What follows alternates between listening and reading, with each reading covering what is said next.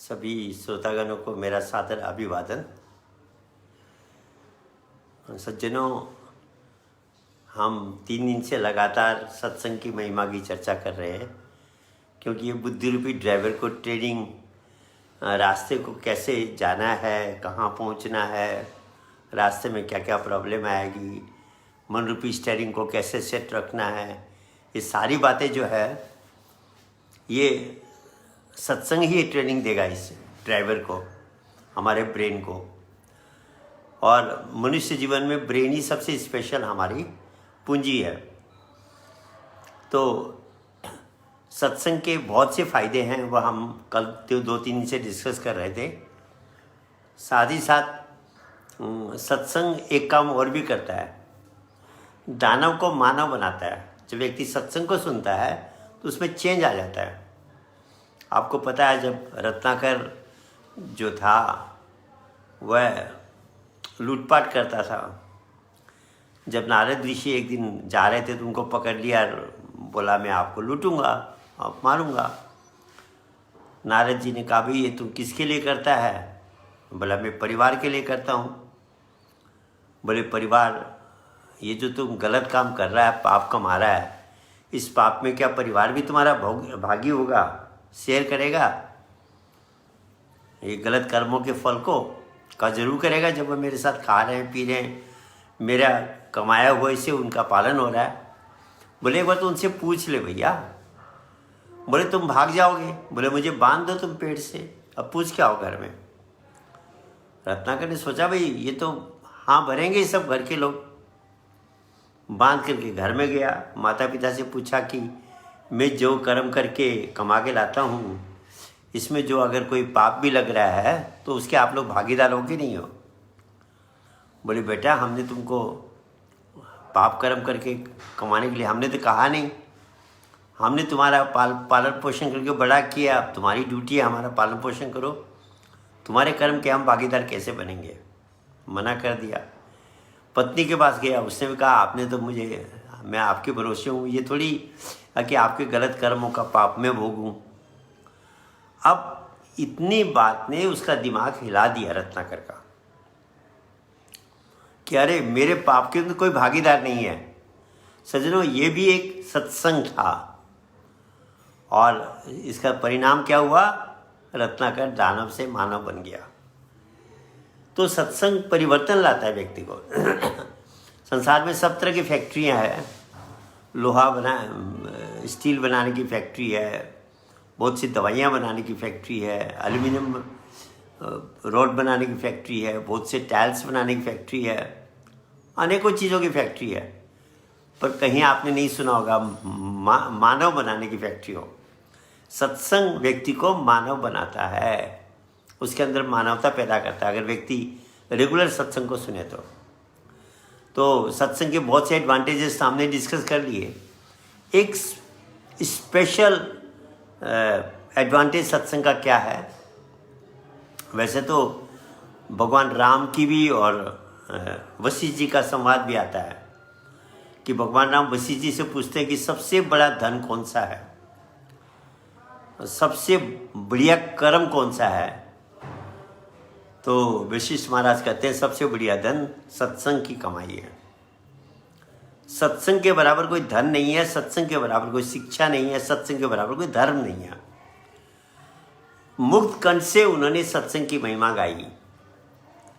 पर सज्जनों, मैं फिर दोहरा रहा हूं, सत्संग का मतलब कथा नहीं होता है। सत्संग का मतलब जो सत्य है, जिसने सारे संसार को धारण कर रखा है, उस सत्य का अनुभव किया हुआ व्यक्ति ही सत्संग सुना सकता है। बाकी लोग तो कंफ्यूज कर देंगे हमको। तो सत्संग हमारे डाउट्स को क्लियर करता है।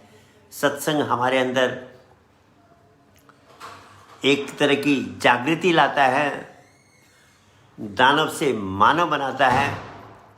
और सज्जनों, एक स्पेशल बड़ा काम सत्संग जो करता है, ये तो हमने सुन लिया, गलत और सही को निर्णय करने की क्षमता देता है और शास्त्रों के गूढ़ रहस्य को, संतों की वाणियों के गूढ़ रहस्य को भी समझने में मदद करता है। क्योंकि क्राइस्ट ने कहा I shall give you the understanding to understand the scriptures. मैं शास्त्रों को की गहराई को समझने की क्षमता प्रदान करूंगा। वह सत्संग से ही प्राप्त होती है। एक जो विशेष बात मैं करने जा रहा हूं, सत्संग और क्या करता है, ये गरुड़ पुराण का प्रसंग है,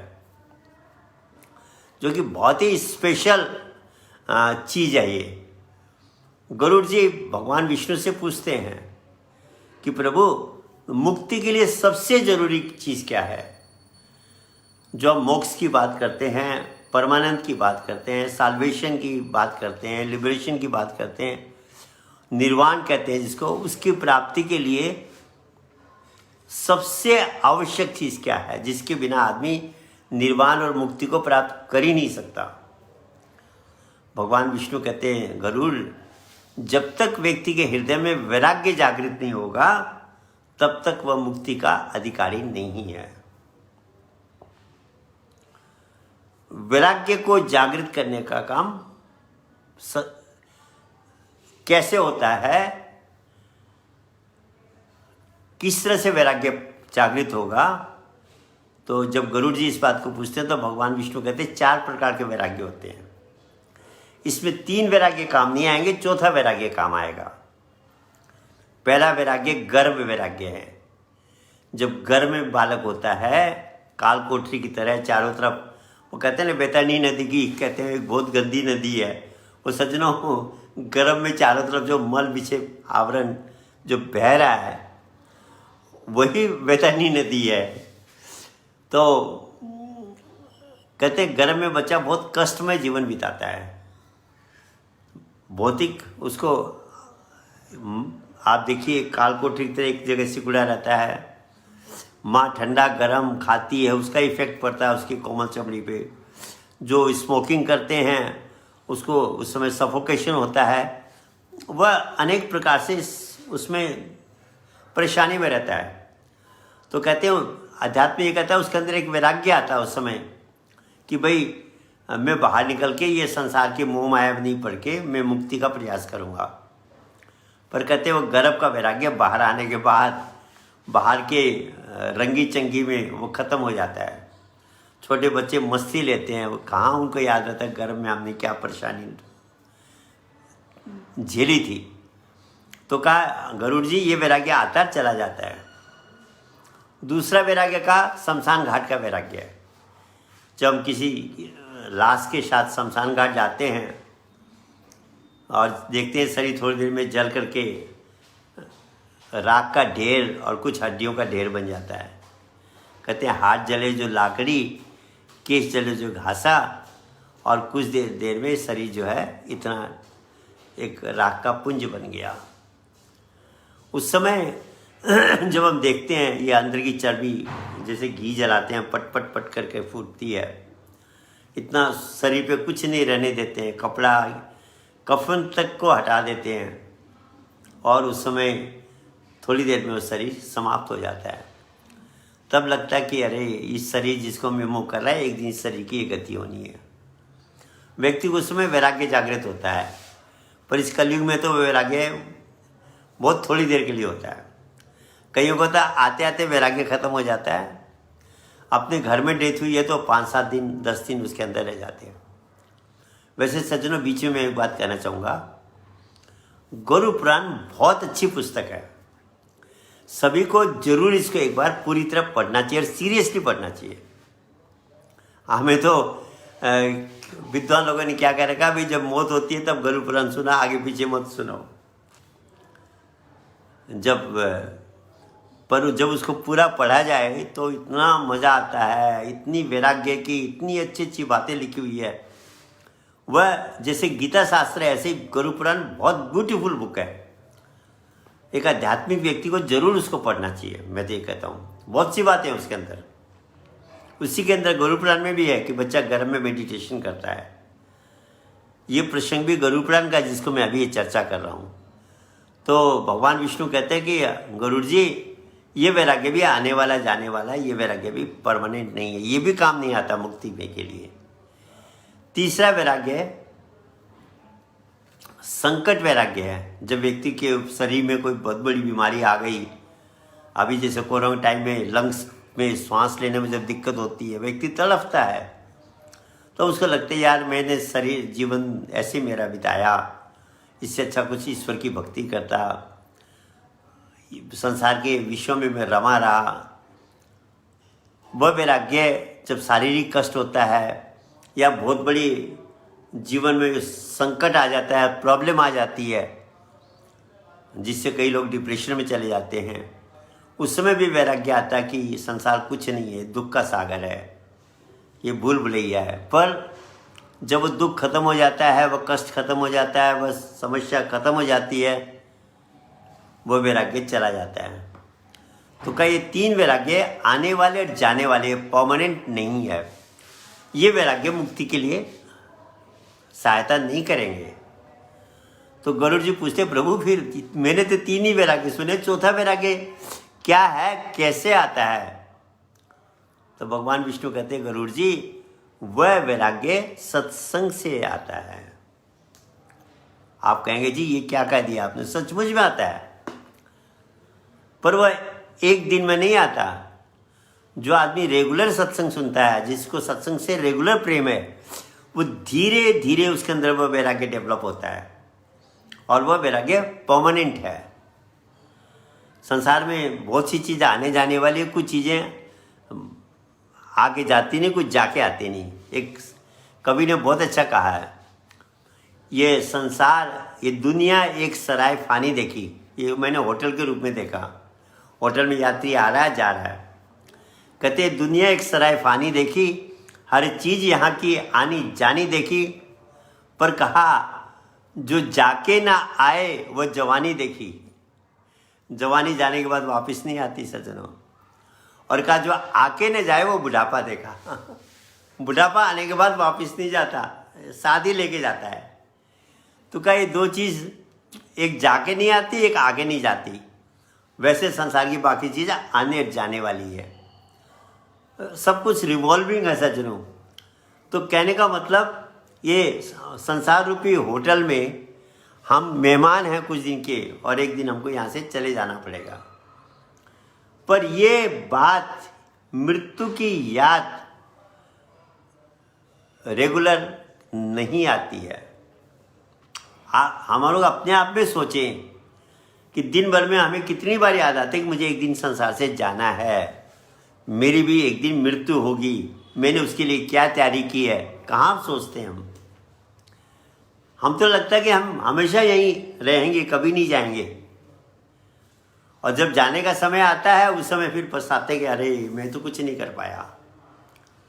इसलिए कहा अच्छे दिन पाछे गए, किया न हरि से हेत, अब पछताए क्या होते जब चिड़िया चुग गई खेत। जाने का समय आ गया, बिस्तर पे पड़े हैं, यमराज लेने को आ गया है, तब कुछ भी करते रहो। कहते यमराज को जब किसी की दोस्ती हो गई तो कहा भाई आने से पहले मुझे कुछ लेटर्स भेज, कुछ सूचना भेजना, चिट्ठियाँ भेज देना, जिससे मैं तैयारी कर लूँ। बोला ठीक है।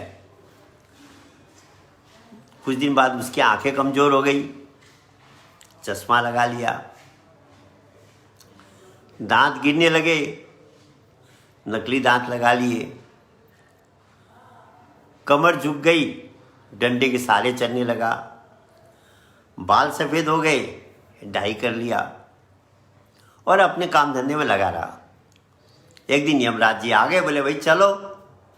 बोले यमराज जी आप तो धोखेबाज हो, आपने तो मुझे जबान दी थी कि पहले चिट्ठियाँ भेजोगी। बोले मैंने तो भेजी थी, तुमने चिट्ठी कूड़े में डाल दी तो मैं क्या करूँ। बोले कैसे। बोले बाल सफ़ेद हुए, वो मेरा एक मैसेज था कि अब रेडी हो जाओ मैं आने वाला हूँ। बोला तुमने डाई करके वो सफ़ेद बालों को गायब कर दिया। बोले तुम्हारी दृष्टि देखने की शक्ति कमज़ोर हो गई, तुमने चश्मा लगा के वो प्रॉब्लम को हटा लिया, तुम भूल गए कि ये सब सिम्टम्स हैं, जाने का समय आ गया है। तुम्हारे दांत गिर गए, तुमने नकली दांत लगा के फर्स्ट क्लास अपने को दांत वाला दिखा दिया। सीधा चल नहीं पा रहे थे, तुमने लट्ठी का सहारा लेके चलना शुरू कर दिया। ये सारी तो मैंने, ये तो चिट्ठियाँ थी मेरी भैया, पर तुमने अब उस चिट्ठी का ख्याल नहीं किया तो मैं क्या करूँ, अब तो जाना पड़ेगा। पर सज्जनों, आजकल तो ये हार्ट अटैक की बीमारी ऐसी चली है कि चिट्ठियाँ का समय आता है नहीं, उससे पहले व्यक्ति चला जाता है। कोरोना में भी कितने यंग चले गए। तो कहने का मतलब, काल कब आएगा कोई भरोसा नहीं है। कबीर साहब कहते हैं, कबीरा गर्व न कीजिए काल गहे सर केस, ना जाने कित मारिए ना क्या घर क्या परदेश। घर में मारेगा, परदेश में मारेगा, चाय पीने वाले कप हाथ में है, प्राण पखेरु उड़ जाते हैं। किसी भी स्थिति में कोई इसकी वह फिक्स नहीं कि ऐसे ले जाएगा, कैसे भी ले जाता है ये। और बोल के भी नहीं आता कि मैं आ गया हूँ, चल 2 दिन बाद रेडी हो जाओ। आता है, फट से ले जाता है। इसलिए साधक जो होता है, ज्ञानी जो होता है, वह हर समय तैयार रहता है अपनी मौत के लिए। यमराज के लिए तैयार रहता है कि आप जब भी आओ मैं जाने को तैयार हूँ। ये है प्रिपरेशन। पर सज्जनों, वह वैराग्य मृत्यु की याद और किसी भी इंद्रियों के विषय में अति आसक्ति न होना वैराग्य है। अगर हम टेक्निकली वैराग्य शब्द को एनालाइज करें, राग का न होना वैराग्य है। अर्थात किसी भी इंद्रिय से, चाहे वह देखने वाली हो, चाहे सुनने वाली हो, चाहे चखने वाली हो, चाहे फील करने वाली हो, ये हमारी जो 5 ज्ञानेंद्रियां हैं, रूप, रस, गंध, आवाज और दृष्टि, ये 5 इंद्रियां जो है, इनमें किसी में भी मन की ज़्यादा कनेक्शन न होना, आसक्ति न होना। हर चीज़ लिमिट में हो। लिमिट में सब कुछ सही है, लिमिट से ज़्यादा हर चीज़ खराब है। तो दूसरा वैराग्य का मतलब होता है मृत्यु की हर समय याद रहना। एक कवि ने बहुत अच्छा कहा है, 2 बातों को भूल मत, जो चाहे कल्याण, नारायण एक मौत को, दूजे श्री भगवान। एक प्रभु को याद करना और एक मौत को याद करना, ये 2 काम रेगुलर तुम्हारे दिमाग में होने चाहिए। और सज्जन, यही सबसे बड़ा आश्चर्य है। व्यक्ति औरों को मरते हुए देखता है, शमशान घाट भी चला जाता है, पर स्वयं ये भूले रहता है मुझे एक दिन जाना है। यही तो बात है। यक्ष जब पूछता है धर्मराज युधिष्ठिर से कि संसार में सबसे बड़ा आश्चर्य क्या है, किम आश्चर्य। हम तो ताजमहल की बात करते, मिस्र के पिरामिड की बात करते, वह हैंगिंग चर्च की बात करते, इन सब चीज़ों की बात करते हम तो। लेकिन युधिष्ठिर महाराज कहते हैं मुझे तो सबसे बड़ा आश्चर्य ये लगा कि आदमी औरों को मरते हुए देखता है, कितनी लाश स्वयं भी जाके जला के आता है, पर उसको याद नहीं आती कि मैं एक दिन मरूंगा। अपनी मौत के लिए कोई तैयारी नहीं करता है। मुझे तो सबसे बड़ा आश्चर्य यही लगा, और है भी सज्जनों। मृत्यु की याद नहीं आती। मृत्यु की याद किसको आती है? जिसके हृदय में सत्संग का वास हो गया। सत्संग से जिसका प्रेम है, धीरे धीरे उसके अंदर वैराग्य जागृत होता है। पता भी नहीं लगता, पर वैराग्य जागृत हो जाता है। इसलिए परमानेंट वैराग्य सत्संग से आता है। जितना हमारा स्नेह सत्संग से होगा, उतने ही हमारे अंदर वैराग्य जागृत होगा, परमानेंट वैराग्य जागृत होगा। तभी कहा बड़े भाग्य पाइए सत्संगा, बिना ही प्रयास हो तो भव भंगा। भावनाओं के सागर से व्यक्ति पार हो जाता है। सत्संग का ये बहुत बड़ा इफेक्ट है। तो सज्जनों, जो सेकंड ग्रेट फॉर्च्यून है वह हमारे लिए सत्संग है। और अगर हमने जीवन में सत्संग को छोड़ दिया तो बाकी जो कुछ भी हम कर रहे हैं वह धीरे धीरे नील होता चला जाएगा। मेरा एक परिचित था, एक अच्छा प्रेमी था, अच्छा कार्यकर्ता भी था, महाराज जी के साथ भी बहुत क्लोज था, घंटों बैठता था, सेवा भी खूब करता था, भजन भी करता था। पर सज्जनों, कहते ना विनाश काले विपरीत बुद्धि। एक दिन कहने लगा कि अब तो मैं सत्संग में जाना बंद कर रहा हूँ। पूछा भाई क्यों? बोला देखो 1 घंटा जाने में लगता है, 1 घंटा आने में लगता है, 2 घंटा। 2 घंटा वहाँ सत्संग होता है, वो जो सुनाते हैं वो तो सुनी हुई बात है, कोई नई बात तो सुनाते नहीं। और एक ही बात है सार कि भगवान के नाम का सुमिरन करो, कल्याण तो सुमिरन से होना है। सत्संग में यही तो समझाया जाता है, सुमिरन करो। तो 4 घंटा ये बर्बाद करने के बजाय मैं 4 घंटा एक्स्ट्रा मेडिटेशन करूँगा, उस दिन भगवान के नाम का सुमिरन करूँगा, ये सत्संग जाना मैं छोड़ रहा हूँ। बहुत समझाया कि भैया हमारा अनुभव ये कहता है कि जिसने सत्संग छोड़ दिया वह एक दिन गुरु दरबार से वंचित हो जाता है। बोला आप क्या बात कर रहे हो, मैं और दरबार को छोड़ दूं? अब बात भी सही थी। बड़ा कार्यकर्ता महाराज जी के नज़दीक सत्संग सुना सकता है, सेवा में आश्रम की सारी व्यवस्था देख रहा है,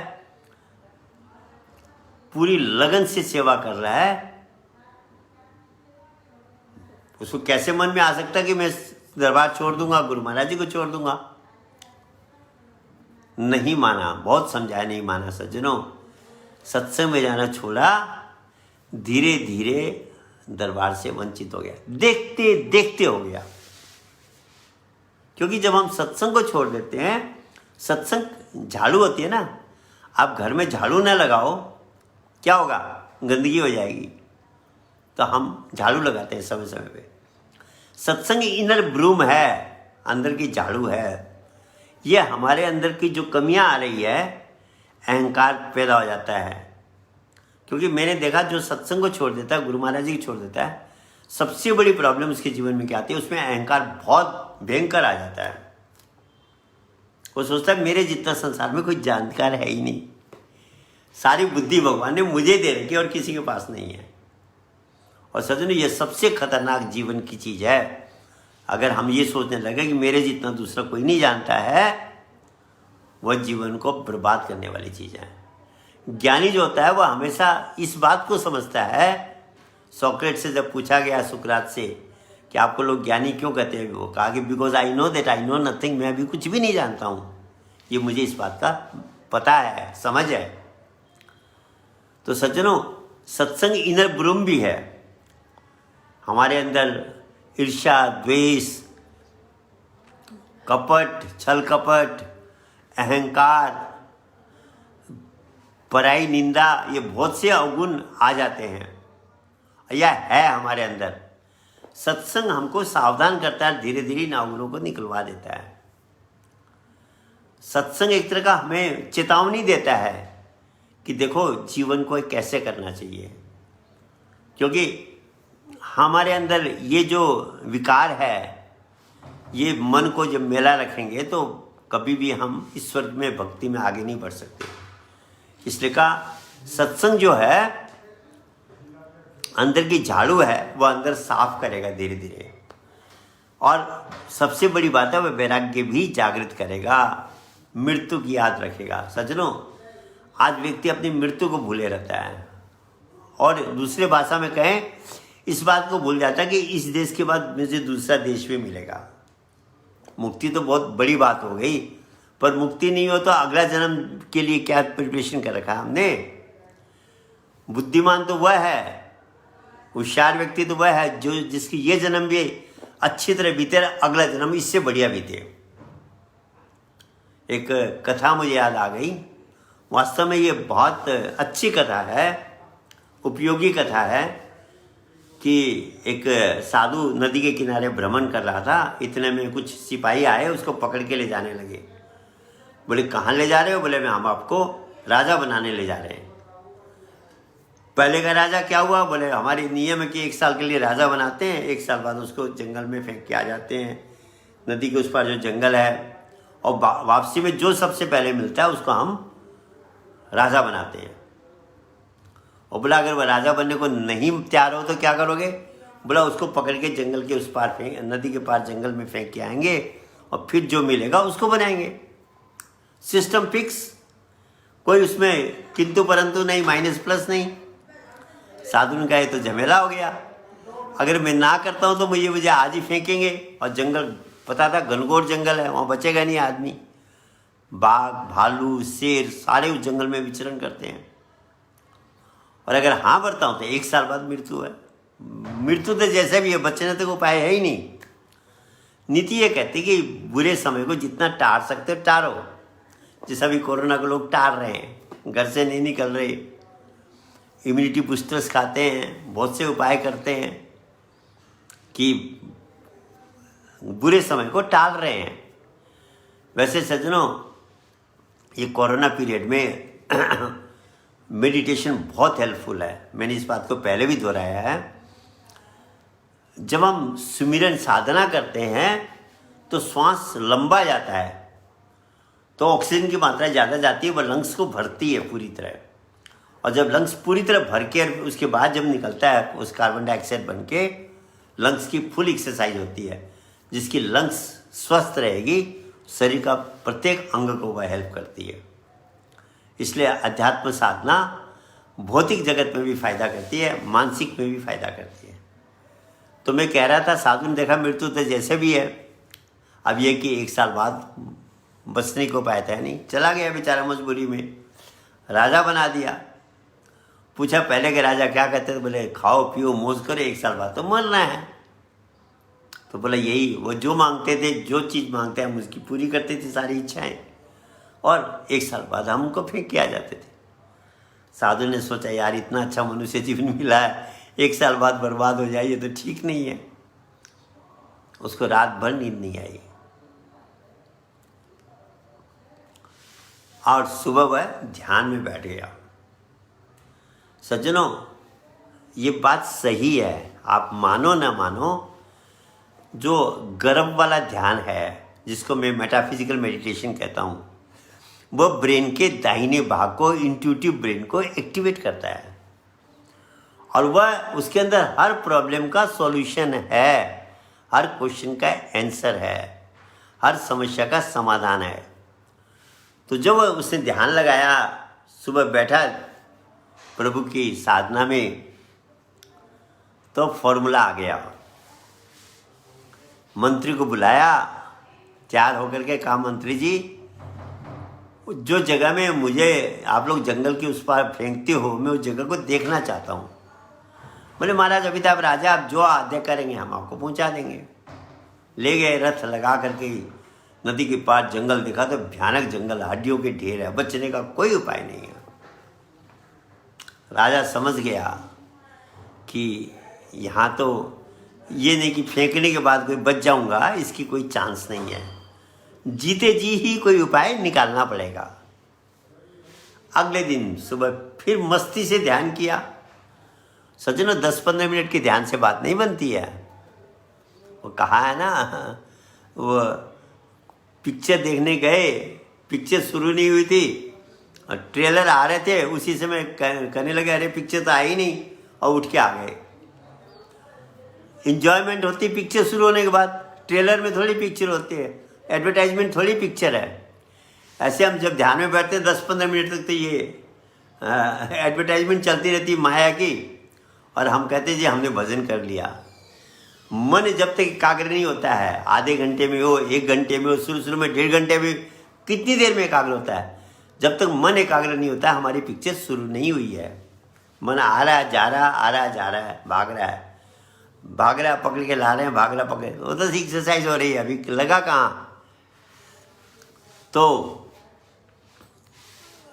पर जब लग जाता है ध्यान में, एकाग्र होता है सज्जनों, इंट्यूशंस आते हैं, क्रिएटिविटी बढ़ती है। ये साइंटिफिक फैक्ट है, विज्ञान ने भी इस बात को स्वीकार किया है कि हमारे राइट ब्रेन में इंट्यूशन और क्रिएटिविटी है। तो जब सुबह ध्यान में बैठा, फॉर्मूला आ गया। मंत्री को फिर बुलाया, बोले मंत्री कल तुमने मुझे जो जगह दिखाई बहुत बढ़िया लगी, बहुत पसंद आई, इतनी अच्छी जगह मैंने कभी देखी नहीं थी। एक काम करो, वहाँ एक मेरे लिए एक महल बनाओ, दरबारियों के भी रहने का, पूरा एक राज दरबार वहाँ बनाओ। जैसे 2 राजधानी नहीं होती आजकल, भारत में बहुत सी जगह है कि समर कैपिटल अलग है, विंटर की कैपिटल अलग है। स्पेशली पहाड़ी इलाकों में, जम्मू कश्मीर में, पहले कश्मीर में राजधानी होती थी, फिर जम्मू में होती थी, उधर शिमला होती है, और नीचे फिर मंडी या कहीं मतलब नीचे होती है। ऐसे मतलब 2 राजधानियाँ कर देते हैं, जिससे कि ऐसे उन्होंने कहा भाई ये दरबार भी मेरा 2 जगह लग गया करेगा। तो वहाँ जंगल काट करके महल और सब तैयारी, दरबार पूरा बनाओ। आप बोले महाराज अभी तो आप जो आदेश देंगे हम करेंगे। उसी दिन से शुरू कर दिया गया, जंगल काटना शुरू कर दिया गया।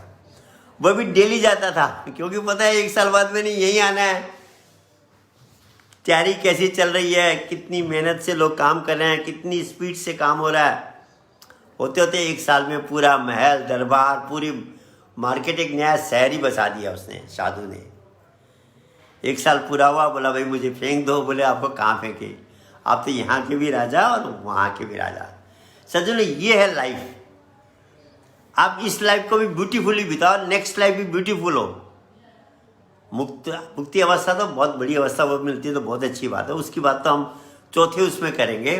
अभी तो 2nd ग्रेट फॉर्च्यून चल रहा है, अभी 3rd और 4th बाकी है। तो कहने का मतलब दोनों लाइफ ब्यूटीफुल हो, ये कथा हमें इस बात को प्रेरित करती है। और उसका तरीका कहाँ मिलेगा? सत्संग से मिलेगा। जब हम सत्संग को नित्य प्रति सुनेंगे, प्रेम से सुनेंगे, और केवल सुनना नहीं है, उस पर मनन करना है। अगर हम मनन नहीं करते तो सत्संग हमारे अंदर प्रवेश नहीं करेगा। सुनी बात पे चिंतन करना है, क्या सुनाया वो, उसका मेरे ऊपर क्या इफेक्ट है, क्या क्या मुझे अपने अंदर करेक्शंस करने हैं, क्या क्या कमियां मैंने सुधारनी है, क्या क्या चीज़ें मैंने अपने जीवन में हासिल करनी है, लानी है। ये सब बातें धीरे धीरे सत्संग के सुन करके मनन करने से आती है। तो साधु ने ये लोग, मतलब दोनों जगह साधु राजा परमानेंट हो गया। ऐसे ही यही कहा गया कि बुद्धिमान व्यक्ति वह है जो परलोक और परलोक दोनों को बढ़िया बना सके। एक छोटी सी कथा के बाद में विश्राम लूँ, आज हम समाप्त करेंगे। और अब ये सत्संग वाला प्रसंग हमारा समाप्त हो जाएगा। उसके बाद तीसरा जो ग्रेट फॉर्च्यून है, स्पिरिचुअल मास्टर की प्राप्ति, और चौथा परम धाम को की प्राप्ति। ये 2 विषय हमारे रह जाएंगे अभी। कल से मैं टूर पे जा रहा हूँ, तो शायद कुछ दिन के लिए ये कार्यक्रम बंद भी हो सकता है। फिर कब शुरू होगा वो दाई विल है ऊपर वाले की। एक चीज़ में मज़ा है सज्जनों, आप विश्वास करो ना करो, नदी जब बहती है, आप जिधर नदी बह रहे उधर आप तैरो तो लंबे दूर तक जाओगे, थकोगे नहीं। और नदी जिधर बह रहे उसके आप अपोजिट में तैरो तो थोड़ी दूर जाते थक जाओगे, ज़्यादा दूर जा भी नहीं पाओगे।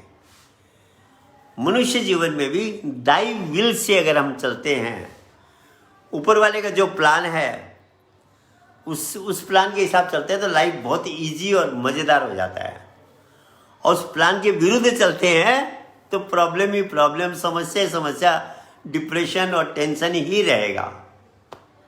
सिंपल लॉजिक है। और वह दाई विल का पता, दाई विल कैसे लाइफ में आती है? जब हम साधना करते हैं, हमारा राइट ब्रेन एक्टिव होता है, तो हम इंट्यूटिव होने लगते हैं, और तब ये जीवन फर्स्ट क्लास सुखी और संपन्न जीवन बीतता है। लोग कहते हैं भक्ति में दुख है। सज्जनों, संघर्ष है, दुख नहीं है। और संघर्ष तो जिसके लाइफ में जितने ज़्यादा संघर्ष होगा वो उतने ही ऊपर उठेगा। पतंग आप उड़ाते हैं, विपरीत की हवा में उड़ाते हैं। क्यों? फेवर की हवा होगी, अनुकूल हवा होगी तो स्पीड में जाएगी, नीचे गिर जाएगी। और विपरीत हवा में जब आप उड़ाते हैं तो मेहनत जरूर है, पर बहुत ऊपर जाती है। ऐसे ही